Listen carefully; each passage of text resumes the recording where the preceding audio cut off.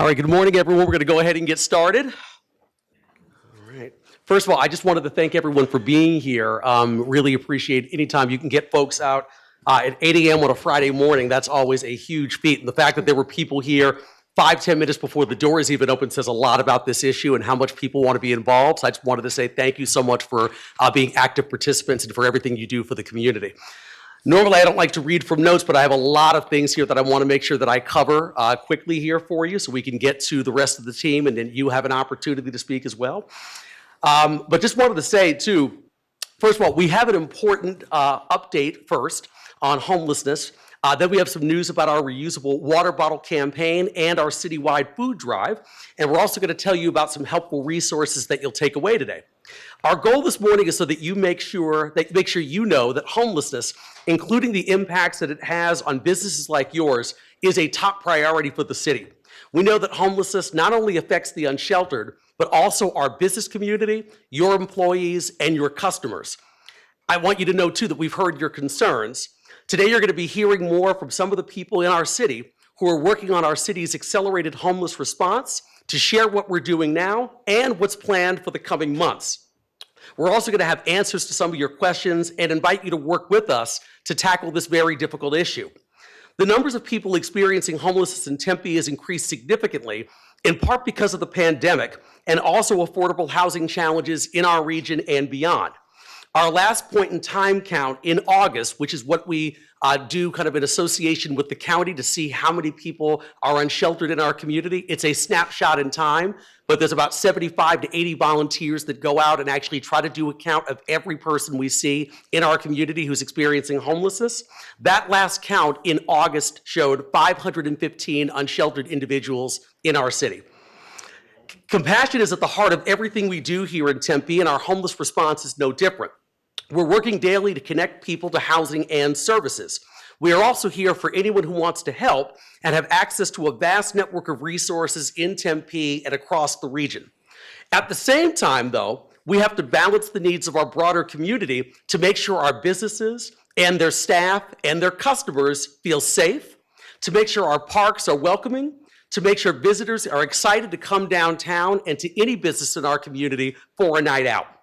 This spring, I turned to our city leadership along with our city council to really start taking a hard look at what we're currently doing with regards to our homeless response and how we could be even more strategic and innovative in our approach. So in pretty short order, we've developed 3 new tools that you're going to hear more about today. Our one-call care and hope line, which is available 24/7, so residents, businesses, and visitors can tell us about someone in crisis. It's actually a line that I use on a very regular basis. I tell people all the time, I happen to live right in the heart of downtown. So whenever I see situations, I call that line to make sure that we can come out and help someone who's actually experiencing a crisis. We also are going to talk about our encampment reporting tool, which provides a simple way for people to report an encampment that we could address. Also, our Homeless Solutions Hub site that has all kinds of data that people can see to track our progress. One of the big things we do with the city is we want to make sure that the data is always readily available to you online, and you don't have to call me or a member of council or a member of our staff. You should be able to log on online and immediately see any piece of information that you want about what we're doing and how we're approaching this issue. If you have obviously further questions, you can contact us anytime, but we want to make sure that we're obviously being fully transparent and you can see all of the very rich data that we collect. So we're really excited about that. So far, with relation to that Care and Hope line, we've had over 450 calls just related to homelessness in the first 3 months of operation and have closed out about 900 encampment reports. The hub site that I just referenced has also had nearly 6,500 visitors since we first launched in August.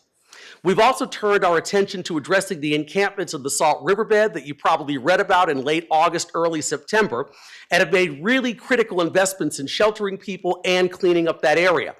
That cleanup work, along with ongoing monitoring of the area, still continues to this day.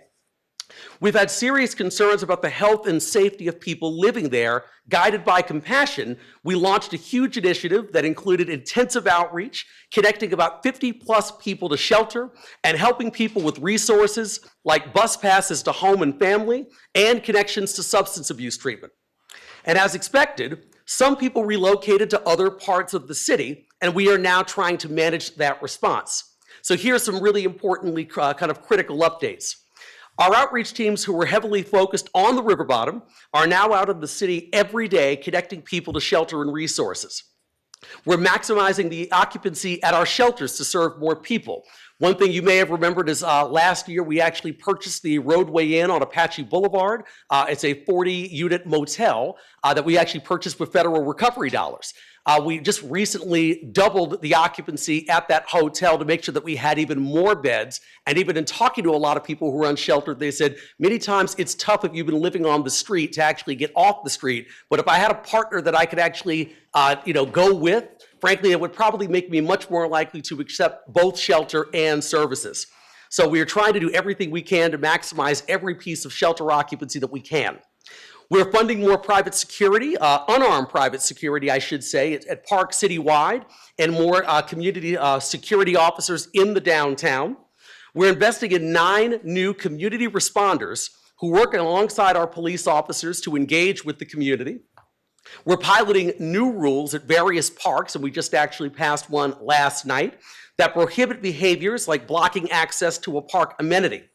We've heightened patrols in parks to combat illegal drug use that can also lead to needles being tossed on the ground.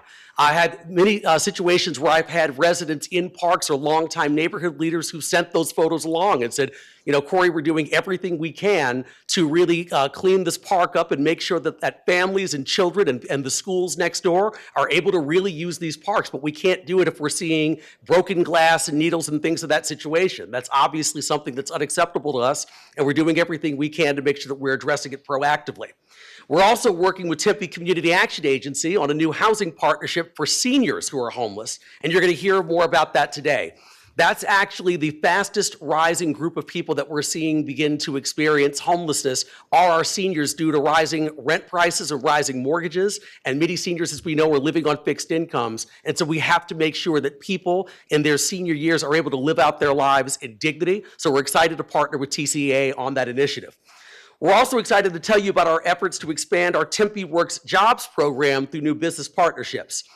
It's a program for people who were formerly unsheltered to have the opportunity to gain employment and gain certain kinds of employment skills, which will obviously reduce their the potential for them to become homeless once again. So that program we're really excited about continuing to expand. And soon you'll all be able to get involved to help change lives and also potentially expand your workforce. After the panel, we're going to be announcing the launch of our citywide food and necessities drive, which benefits local nonprofits and city programs. A vital part of solving issues surrounding homelessness is to prevent it by helping those in need with food, clothing, and daily necessities so they can stay in their homes. So be sure to sign up for a donation location before you leave, and also pick up some of the tools that we have for you, like the resource cards, so you know who to call, and reusable water bottles to help those in need. A really big special thanks to State Farm for generously sponsoring reusable water bottles as well as tote bags. And also thank you to State Farm's Stacy Wiley and Kevin Schworer for being here today. I really do appreciate everyone being with us today. Homelessness is a really complex issue, as everyone here who's sitting in the chambers and everyone in our community knows. But we want to let you all know, we are committed as a city to making it rare, brief, and one time. We don't do this work alone, and clearly engaging with the business community is a key element of our homeless solution strategy. And so we just really appreciate you spending your Friday morning with us. I want to let you know I'm going to turn this over to our professionals. I'll have to leave around 8:55 only because I'm speaking to a group of students at a class, and so I want to make sure that they see me this morning. But I'm definitely going to be here for the conversation, and even if I'm not here, I see Councilmember Hodge here in the front row who'll be here also. And also we've got a team of dedicated staff members that are going to take copious notes to make sure that everything you talk about today will be cataloged so the council can make sure that we act on your suggestions and all your feedback. So once again, thank you so much everyone for being here today, and I'll turn it over to the team. Thank you, Mayor Woods. Thank you all for being here this morning. I'd also like to acknowledge State Farm. They provided our reusable water bottles and bags that we'll be distributing to you all with the tools that the mayor just mentioned, and you'll be learning more about that today. So I'd like to recognize Stacy Wiley, who's here from State Farm. Stacy, would you please stand? And just give a little wave. Through a generous donation from them, we were able to provide that campaign to you all. And those water bottles have the Hope and Care hotline on them, so you can help distribute them to folks that you come across in the community that are unsheltered, that you may come across. And we just, again, would just like to thank them for their generous donation. And now we'll launch into some frequently asked questions. Many of you have asked questions of us over the last several months, and we want to make sure and acknowledge some of the most frequently asked ones that we've encountered.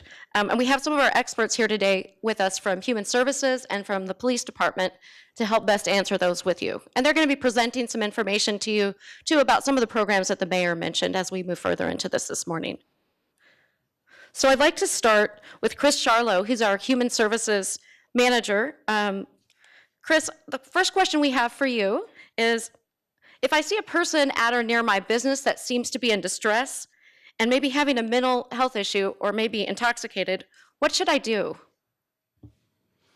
Thank you very much for that introduction. And I think that that's a question that it kind of depends on the person who is asking themselves that question. So oftentimes mental illness and substance use go hand in hand. And so when you see somebody that you think is displaying behaviors that could be related to a mental health issue or maybe intoxication, I would say the first thing that you should do is ask yourself, is there something that could potentially be dangerous about this situation?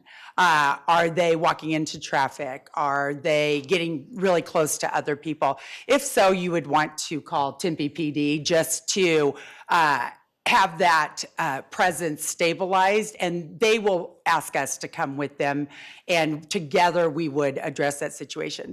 If it's somebody who's not presenting a danger to anybody, including themselves, you can call the Care and Hope line at 350-8004, and Care 7 will respond. We have years of experience dealing with both of the populations, the unsheltered and the people with mental health issues, and we know all the resources, and we have expertise in stabilizing the situation, making people feel calm and supported. We may already know them. We may be very familiar with them. So our goal is to get people where they need so that they can get the services that will help support them. So that is that would be my suggestion, is to call 804 and have Care 7 come to the scene. PD can also do that. If you call the non-emergency line, they can get Care 7 out there as well. Thank you, Chris. And can you give that hotline number again? Sure, 480-350-8004. Thank you so much. You're welcome. We also have with us this morning Jessica Wright. She's a homeless solutions manager with our Human Services Department and is working every day in the trenches with folks that are unsheltered. Jessica, if I want to help a person who is homeless get food, shelter, or other services, who can I refer them to, or what's the best procedure for me to follow? Sure, thank you. There's actually a few different ways for you to reach us at Hope. We've always had the hope@tempe.gov email address. That is an email that you can send information to, requesting assistance, and that goes to every single one of my team members, myself included.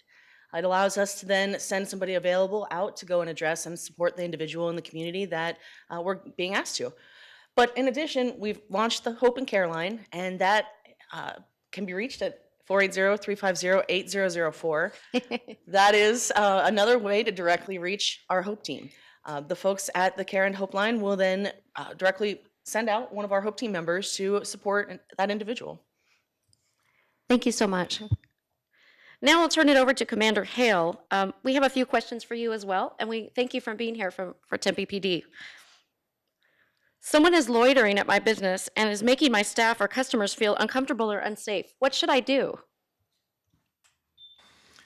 All right, I think one of the things that you should do, even before we get to that point, is contact us and we can get a letter of trespass on file.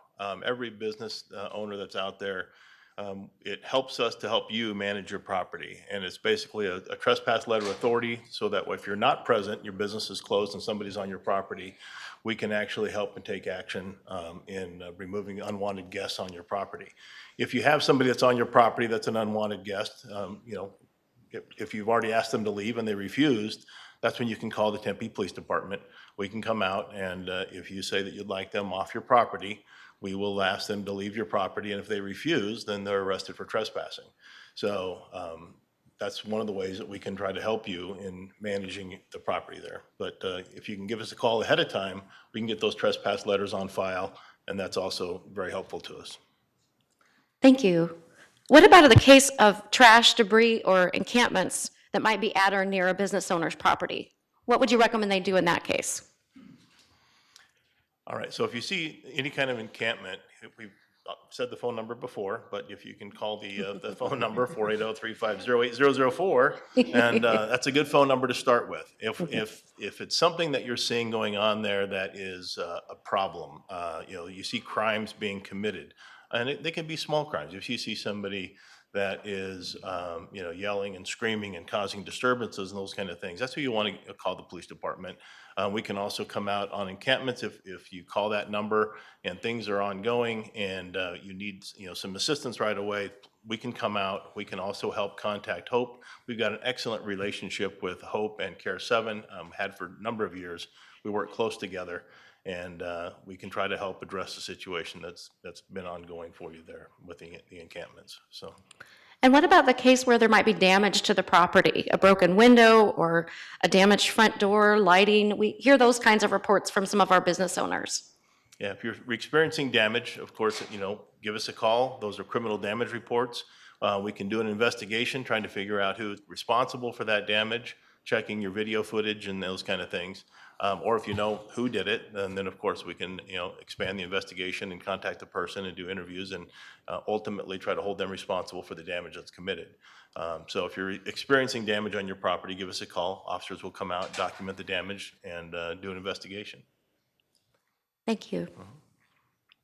So if a business owner has an idea to help, I just wanted to let you all know, I'm Jill Bushbacher with the Economic Development Department. I'm the city's business liaison, and you can reach out to me. You can reach me at 480-798-0546, and my contact information will be in the information that we present today as well, and it's online as well if you'd like to connect to it there. But if you have an idea you want to present to us, it takes all of us to work on these difficult solutions together, so please feel free to reach out to me. I'm pleased to listen to your ideas and to work with you. So now we're going to... Jill, if I may, for just 1 second. Yes. So on that conversation, I'm Paul Bentley, Deputy Human Services Director here, and I get to work with all these work groups on a daily basis and have the privilege to do so. What also we just quickly want to emphasize is that there's no wrong answer, is that the Hope and Caroline is a source for you to use, but if you're seeing something and call the police department, we will then do the work to determine to make sure that the right resource is being sent to the right location for the right reasons. And so please, in hearing that, we're trying to make things as simple as possible to connect with us. The Hope and Caroline is live, it's phenomenal, it's working, and at the same time calling the police department, if it's something that needs that resource, they will make that call on our behalf. So just want to make sure we're clear there. Thank you. Thank you. And Chris, you had a little more to share with us, your updates on the Karen and Hope Hotline and some of your services. Absolutely. So some of you may not know the genesis of all this, but Care 7 has been embedded in the city services for 25 years. So we have a long history of answering the phone and helping people navigate the challenges in their lives. We're trained in a lot of different areas. We have victim services and mental health services and programs for youth facing challenges at home. And we have veteran services as well. So really our staff is just really adept at listening to people and then triaging the immediate situation and then connecting people to supportive services. So adding the unsheltered population and the project that we've been working on to the Care 7 number was really a good fit. It was very natural. It really increased our numbers. I will say that the phone never stops ringing. We ramped up really quickly. We were able to, everybody chipped in. That's the thing. When you call us, it doesn't matter who answers the phone. We're all trained and skilled at listening and de-escalating and getting clear intentions from people about what they need, hearing maybe what they're not saying. And then finding out what's available for them in the community. So our numbers, I think our phone calls have tripled in volume. We've added some staff to help us answer the phone outside of business hours. I know that some people call and we don't answer the phone. I want you to know most of the time it's because we're on the phone and talking to somebody else. Please, if you ever call and you don't get a live person, please leave a message, because as soon as we hang up with the people that we're currently serving, we check the messages and get right back to you. It's a lot. I'm not gonna pretend it's a lot. And so please leave messages. Know that we're trying to get to everybody, but there are often times when I look around the office and everybody's on the phone, and it's a good feeling to be able to help and to get people the services that they need. But just help us help you by leaving a message and being patient, and we'll get back to you as soon as we possibly can. But we really have seen quite a bit of interest from the community, and that feels good, that all of you care and want people to get connected to resources. So it's just taken us, a bit of time to get right-sized for that. So keep calling, please keep calling. Just one quick thing too, on my end. One of the things that I'm very excited about is we've seen the ramping up of additional people on our Hope team in Care 7, the utilization of additional unarmed private security guards, the police department having the kind of community services officers in the downtown. We've begun to see real reductions where we're able to transfer more people into housing and to get services, because we recognize, we're giving you a line to call with the Care and Hope line, but we also know many times by the time you actually have to utilize that line, you're frustrated, because you're trying very hard to make sure that you're running a business, and you're trying to make sure that your customers, that your employees feel comfortable and feel safe in that environment. So we want to make sure that we're recognizing that very publicly. We understand that the hotline is there, but the goal of all these additional services we're talking about putting on the street with relation to both human services, private security, and police is to make sure that we're able to address these issues in a much more proactive fashion, so you don't have to use the line as much. And I've seen, living in the downtown, I live right in the center of the downtown. We had a situation over at JC Park where right after the Salt Riverbed cleanup, back in late August, early September, we saw a lot of people begin to congregate in the park overnight and during the day. But as we continue to send out our Hope team and Care 7 members, now if you see one or two people, whatever, that's a lot. And I think it's because a lot of those people ended up getting shelter and ended up getting services. But a lot of the residents in that neighborhood were consistently calling myself and members of the council and saying, look, we want to be compassionate, we want to be humane, we recognize these are human beings, but we're trying to make sure too that our kids in the school next door, which is Scales Traditional Academy, that the kids are still able to use the park, comfortably. So the goal of all of these additional services and the resources that we're putting on the ground as a council and as a city is to really take a much more proactive approach towards addressing this issue, but doing it with an eye towards compassion. Thank you, Mayor. Jessica, you have a few more things to share with us, I believe. Yeah, if it's okay, I'm going to address the fact that we have co-located. We are leveraging, Care 7 and Hope are leveraging each other to have even more services. We are located in the downtown area.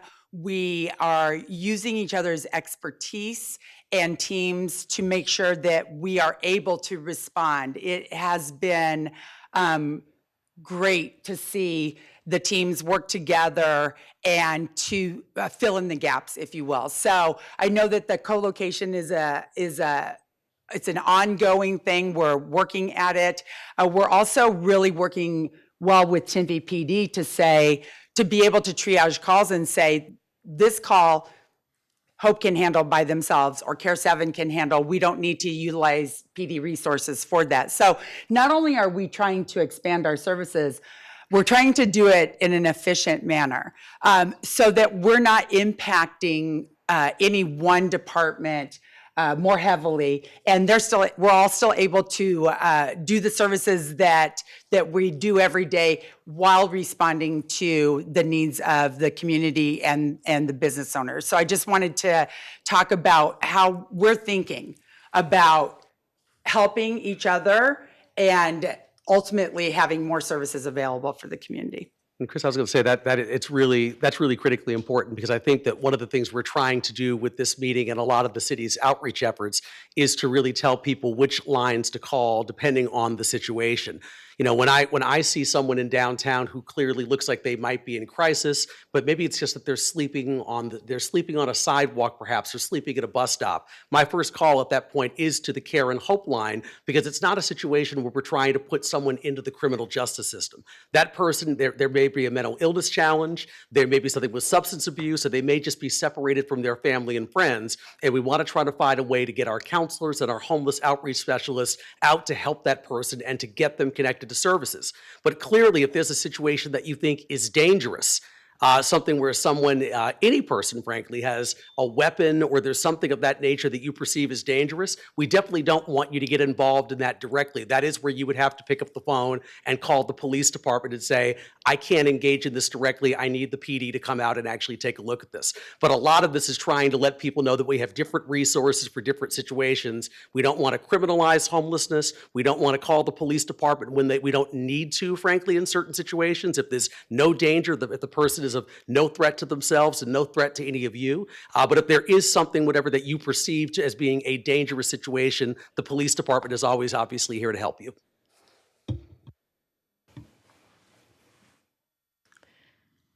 I guess it's my turn then to go ahead and speak a little bit more about Tempe Works.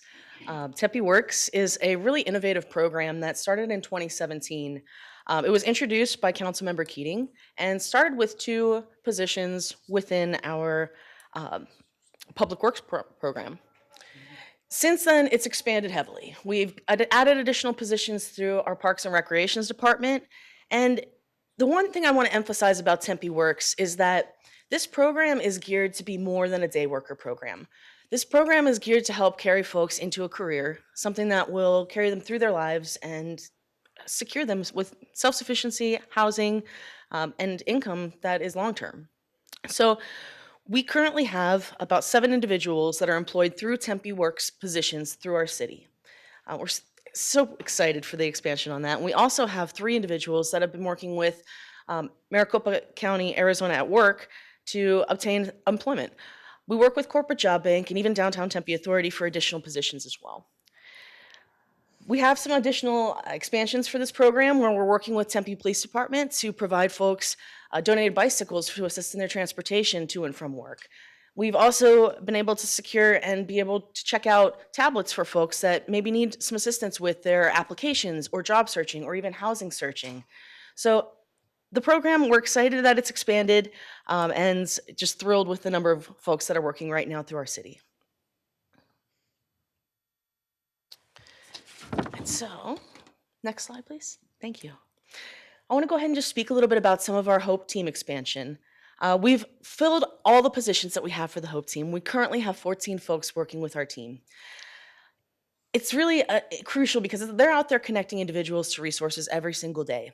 We have 5 different zones throughout the city that folks are proactively outreaching in, as well as responding to the requests and calls that are coming in through the Care and Hope line. So we have some additional programs to help even bolster our HOPE team further. We're launching a volunteer program as well as an internship program starting next semester using interns from either ASU as well as Maricopa County Community Colleges.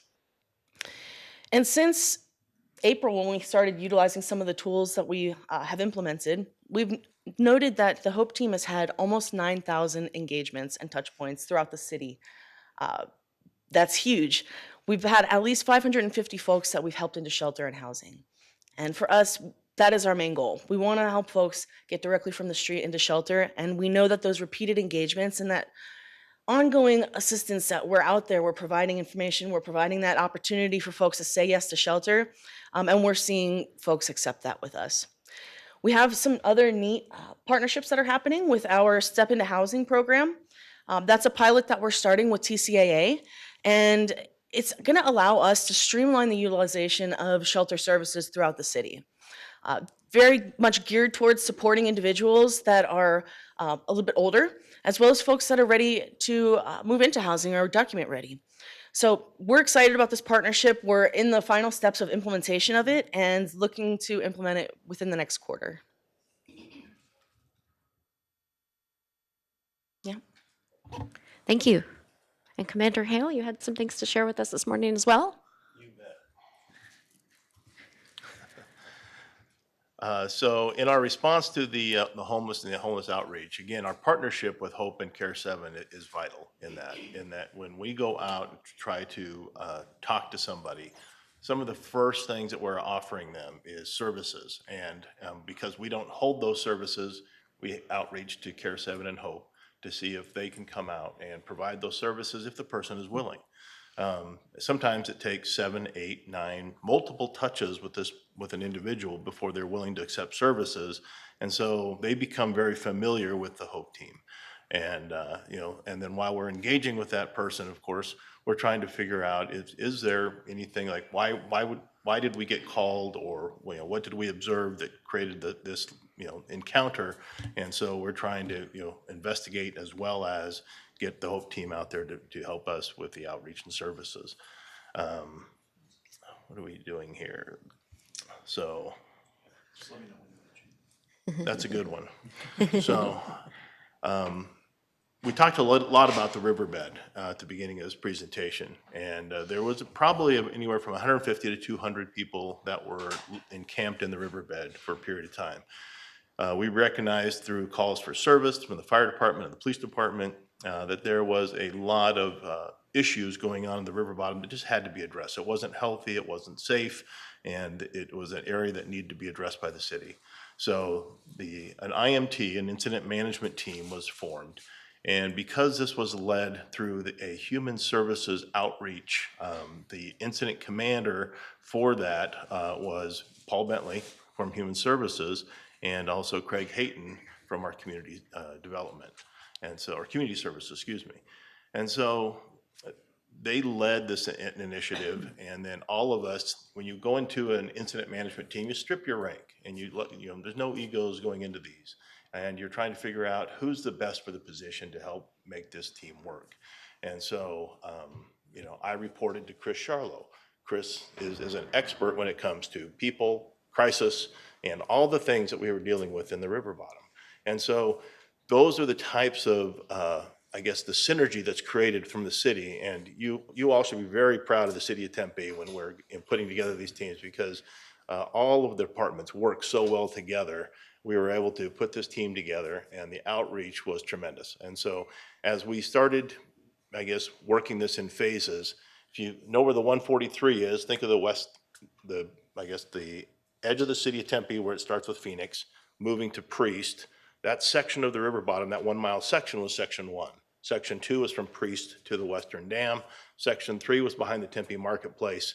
And Michael O'Neill back there can tell you that the marketplace was experiencing some significant impacts from some of the homeless that were behind there as well. So we were trying to chunk this down and work it into sections. The first part of this was the people section. We had to get the people housed or out of the river bottom so that we can then move into debris cleanup and then into vegetation cleanup. And so various team members, Urban Forester, Richard Atkins, worked on getting permits, the U.S. Wildlife, working with the Army Corps of Engineers, just a myriad of different people to coordinate so that we could actually, once we got the people out of the river bottom, we could get other resources into the river bottom to do the cleanup. So to date, from the 143 to the river bottom to the Western Dam, it's not complete yet, but we removed over 100 tons of trash and debris. So that's 100 tons. It's just an amazing lift. They've created an access road along the southern embankment, and they're almost done with all of the vegetation cleanup.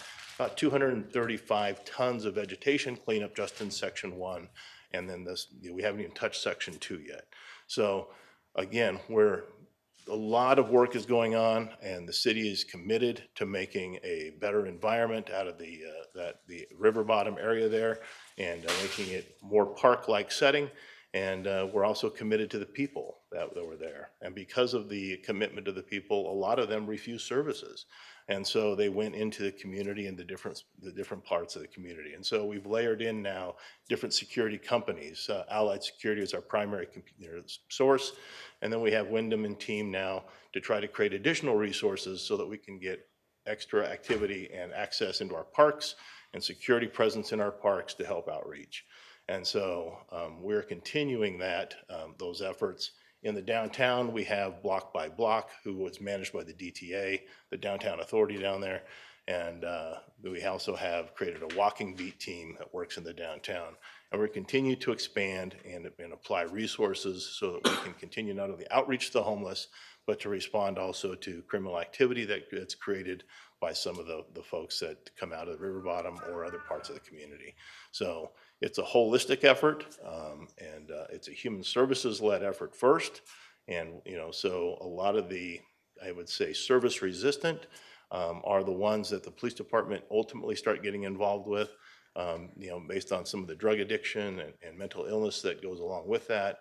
Sometimes bad behaviors come with drug addiction and mental illness, and so we have to address those as they come. So, I hope, well, railroads and canals, let me touch on that real quick. Last month, we met with Union Pacific, and so, again, we talk about this being a holistic approach. Union Pacific is a committed partner to helping us, and so we're out identifying 10 top areas for the Union Pacific. They've already done a lot of cleanup. They ran out of money. They're going back and getting some additional funding, and they're committed to cleaning up our top 10 areas that we identify between now and the end of the year or the beginning of early next year. And so that we worked with the Union Pacific management. The canals themselves for a long time started to become problematic. Bureau of Reclamation owns the canals, SRP manages them, and there was an issue with camping, and they had a law that you could camp on the canals for 14 days. Well, Bureau of Reclamation's 14-day camping was really meant for their wilderness areas of lands that they own. It wasn't really meant for urban canals. And they came to realize that when attorneys from the different cities got together and worked with them. Now the urban canals, there's no camping on those, and we're regularly patrolling those canals weekly, and we're not experiencing, and you shouldn't be experiencing issues on the canals anymore. And we've got trespass letters for both Union Pacific and for SRP for the canals, and those areas are all being managed on a regular basis. So I hope that helps. Thank you. And Paul, you have a few things to share with us, some next steps and a way that some of our businesses can get involved. And so health and safety is our mantra. That is our focus, and whether it's from our partnership with the police department or with fire medical rescue or community services or other departments, engineering as well, is that our focus is providing and promoting the health and safety of our community as a whole. And so one of the phrases that you've heard a couple times today, I want to make sure that we provide a little clarity on is this, we've heard the term cleanup. And so I just want to briefly state that when we're talking about cleanup is that from our perspective, from the city's perspective, from a Homeless Solutions Task Force perspective, which is the leadership of the city coming together on a weekly basis to work through initiatives and supports in this area, is that outreach, resources, services are coming first at all cost. And with all energy. And so HOPE or Care 7 is out there with the police department, before the police department, before fire medical rescue, with fire medical rescue, so that when we're talking in these terms is providing some confidence to the community, to the business community, that individuals are being given opportunities for resources and services first and foremost. In that, this data-driven decision-making slide. In brief, as mentioned by the mayor earlier, is that we now all have access to seeing what's being done. Is that by using this QR code or going to the website, anyone can look and see what type of engagement and when engagements are happening in the city and where. It's mapped by geography. The data about those engagements are there, as well as an opportunity for individuals that are looking to report an encampment. There's a reporting tool through this data decision-making process. And then also the encampments themselves, the prioritization of encampments that are known and what is being done to address those encampments, including the resources that are being provided to the individuals that may still be there. All of that is accessible to the community as a whole and to the business community, and you'll see that there's also coverage on Arizona State University. We are very happy and very pleased to be able to be a partnership with Arizona State. They're funding 2 of our outreach positions, and so this is inclusive of the campus as well through that partnership. What this means to staff, and so one is making sure that the community is seeing the transparency of work and what's being done. The other piece is what is staff doing with that data. And as an example, this information is reviewed by staff, it's analyzed on a weekly basis, and then it's actually synthesized and presented to the community in its own presentation on our website and also to our city, to our elected officials for review at their time and availability. From that, what we have found, Chris mentioned it earlier, Care 7, their calls for service, calls coming in through the Care and Hope have tripled. And it's not us just guessing or speaking anecdotally, the data supports that. And so we're using the data to understand what resources are needed where. Thank you, Mr. Mayor. And in that, understanding that we are reviewing it and we're doing something with that. In addition, we have gone to 24/7 as an outreach for the community when it comes to working with those who are experiencing homelessness. The past research talks about doing outreach 8 to 5. That's the past research, and Tempe is pushing the boundaries of resources and meeting the needs of the community through our city manager's office and through our executive staff to promote the fact that we want to be thinking out of that box and how can we be more proactive and more responsive to the community's needs, whether you're experiencing homelessness or to the business community. And so I'm speaking to this, understanding the audience here is really focusing on the businesses, but this is intended absolutely to support what you are doing and what you do to support our community. And that the Care and Hope line is 24/7 in our outreach, whether it's Care 7 providing gap coverage when needed or Hope directly, is that we will be responsive and are responsive 24/7 with those resources. And the data is what's helping promote us in making those decisions as well. In addition, our fear is that by going 24/7 and being more responsive to the community, providing direct calls for service, can you go here? Can you go here? And us having staff being primed to do that is that we're not spending as much time holistically in one location where we have in the past. In brief, that means our number of engagements looking at our data is going down. And so our fear is that, oh my gosh, our engagements are going down, and that's because we are being more proactive in responding to the community, going throughout the city when called and being there and meeting that need. And so from a data perspective, from our outreach perspective, what's phenomenal to understand in that is that while our engagement numbers may be going down, the number of individuals that are accepting shelter and the rate of people that are experiencing homelessness accepting shelter and or resources is increasing. And so the effectiveness of what we're doing, we believe, is becoming more effective for the community as a whole and for you and for those in need. And so that's where this data-driven decision-making through our city manager's office, through Rosa Chowsty, who many of you know, leading that charge with Dr. Dietrich, leading that charge with Wydell, who's here in the front row, is that promoting these resources to us to be able to take the data and not just present it for community's consumption, but to do something with it to help inform what we're doing and take action in a way that makes sense. Again, this information, the data, we don't have a lot of time framing this. We're moving very quickly.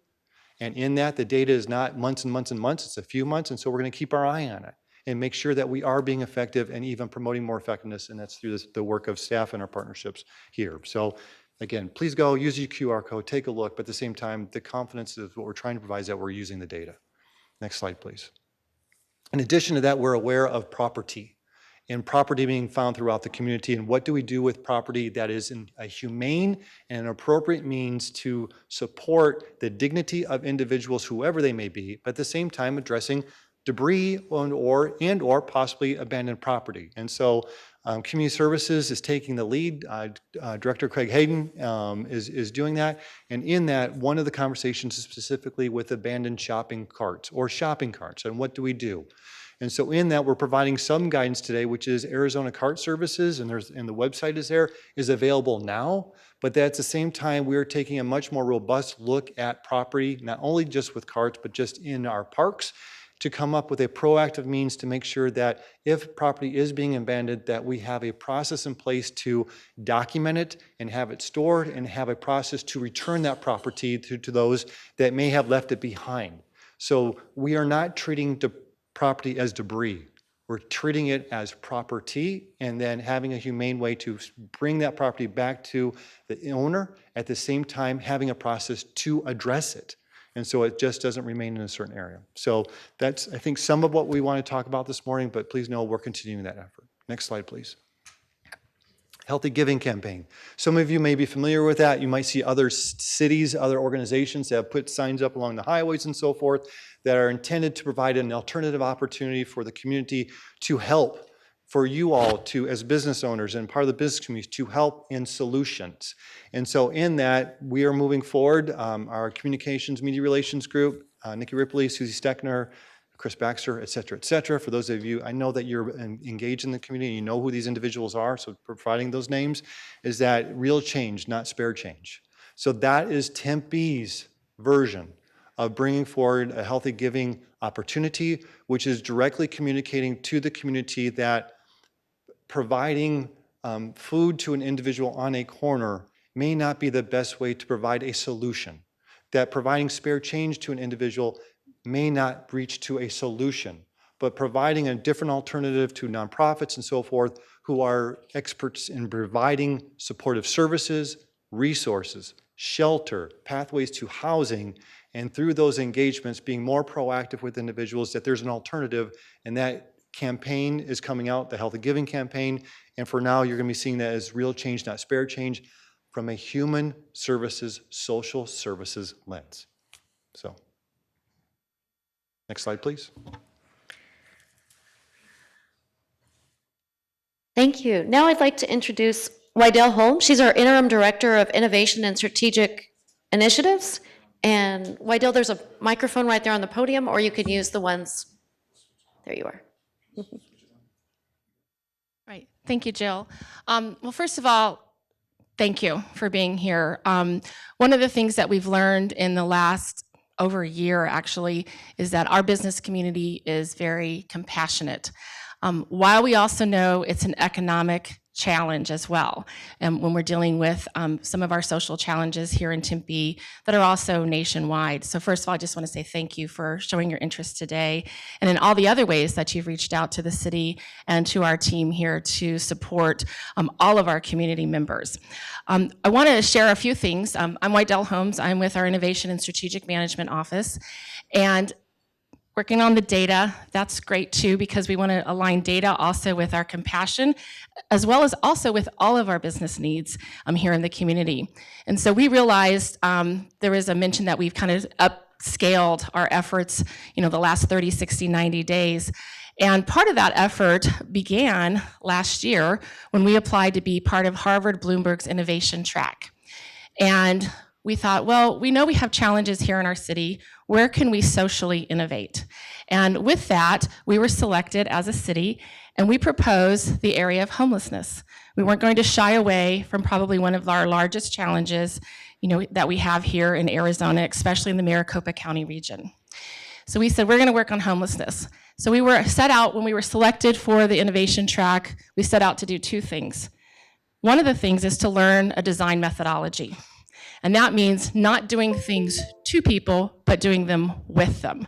And so we meet people where they are in this design methodology. It also aligns to our values here as the city. So we have that other benefit of being in the track. But most importantly, we have the opportunity to apply that innovation, because we know that we're going to have to keep coming with new solutions and new approaches as these challenges keep changing, over time. And so one of the ideas that we had was part of the co-design process was we brought together not only people who were experiencing homelessness, but we also knew that this was having an impact on our broader community. And maybe we hadn't been looking at it from that lens. So we brought people with different lived experiences. We brought people from our business community, and we had co-design sessions with people who were in the services to social services, human services, our nonprofit providers. But again, we heard from our businesses, and it was striking in some of our interviews that we had, what we learned about some of the challenges that you all were facing. And so from that, message in a bottle, which you'll be talking about earlier today, that came out of those conversations and those planning sessions. But I want to share two things that we are trying to prototype and test right now because we're in the last quarter of our innovation track. The first thing is, and Jessica talked about it earlier, was the Tempe Works program enhancement. Really trying to scale that up, not just with employment with the city of Tempe, but also with you as employers. One of your business needs is workforce. And so where can we help innovate around that program and even enhance what we're already doing to help meet your needs as a business member? The second item, and this is where the social innovation is coming into play, is that we've been talking a lot about intervention services after the fact. And that is very important because these are people in crisis, these are people in trauma. I've been really schooled on that by our Care 7 team, so we need to address that. But what if, how might we get ahead of the curve on this? So we came up with a prototype of early signals that might indicate that an individual or a family or a youth are on the trajectory to becoming homeless. So we want to get to that pivot point before homelessness occurs. And so we did some design sessions. We talked about, well, what's the window if somebody's getting an eviction? What's a window if they are lacking food? What's a window if they're missing school a lot because they're taking care of siblings because mom and dad are trying to work? So what is that pivot point that we can make with them? So we're prototyping some early warning signals to get ahead of the problem and not wait until it's actually being occurring. Because we know that if we can prevent it, maybe if we put our focus there as well, alongside our intervention services, we would be more successful as a community. So those are two of the ideas that came out of over 100+ ideas that we still have kind of in our inventory to keep working with. So I'll move to the next slide. I wanted to share another, what I consider social innovation. And the first thing is you'll notice that our city's commitments to funding has been over $1 million, especially when we did a mid-year supplemental in fiscal year 2022, and that was to upscale our teams, which Jessica and Kristen have talked about here a lot. We also then upscaled our budget for this current fiscal year in regards to our homelessness services, our unarmed security, all of the programs that our panelists have talked about today. The other thing is we increased our non-congregate shelter opportunities. And that is great because we're responding to those who are being able to be resourced into services. And so we try to leverage also some of our grant funds to do that. Back in June of this year, the state legislature passed $60 million to the Arizona Housing Trust Fund. I just throw that data point out at you because I'd like for you to move to the orange box and see what Hometown for All just here in Tempe is doing. And this was an innovation that Mayor Woods started right after he was elected. And basically it is a dedicated funding stream for affordable housing to not only have the resources from our development fees, as well as donations and pledges that generous members of our community make, we're able to purchase, refab, build housing, and make it affordable in perpetuity. And that's a hard word to say at 9 o'clock in the morning. But those are some of the things that we're trying to do for a long-term view as well as the immediate view that we've been having here in our city. And I see Councilmember Garland, Councilmember Hodge, thank you for being here. And with that, I'll turn it back over to Jill. But again, thank you. Or Lori, no.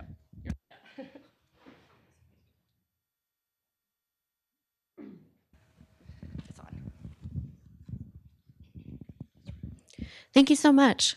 And thank you again, Councilmember Garland and Councilmember Hodge, for being here with us today. We appreciate your commitment to these issues and spending this time with us today to hear from the community. I'd like to thank our mayor and council members that joined us today. And let's give a round of applause for all the panelists and all their expertise today. And thank you to our partners at DTA, Tempe Tourism, and Tempe Chamber. All right, and with that, we'll give you back the rest of your morning, and thank you again for joining us.